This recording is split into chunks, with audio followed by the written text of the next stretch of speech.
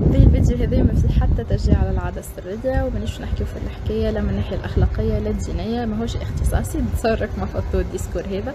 العادة السرية من أمن الممارسات الجنسية، الضرر الوحيد متاعها إنها تنجم تتحول للإدمان. العادة السرية لازم الراجل يعملها على الأقل يقعد 15 دقيقة باش المخ ما يستنسش بسرعة الوصول للذروة، دونك ما نوصلوش لمرحلة سرعة القذف. الحاجة الثانية ما لازمناش نتفرجوا في ليزيماج بورنوغرافيك، خاطر ينجموا يأثروا علينا بسيكولوجيكمون ويأثروا على العلاقة الجنسية الحقيقية من بعد. الضرر الاخر اللي نجم يصير انه يولي فما مشاكل في الانتصاب، كان نكثروا اكثر من لازم، واللي هنا نحكيو على ماسترباسيون كومبولسيف.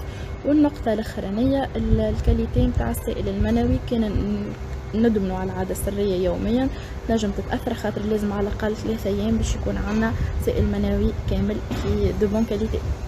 الكاليتي نتاع السائل المنوي، كان ندمنوا على العادة السرية يوميا نجم تتأثر، خاطر لازم على الأقل 3 أيام باش يكون عندنا سائل منوي كامل في دو بون كاليتي.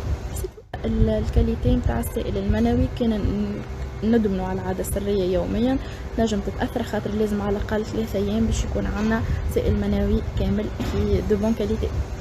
الكاليتي نتاع السائل المنوي، كان ندمنوا على العادة السرية يوميا نجم تتأثر، خاطر لازم على الأقل 3 أيام باش يكون عندنا سائل منوي كامل في دو بون كاليتي.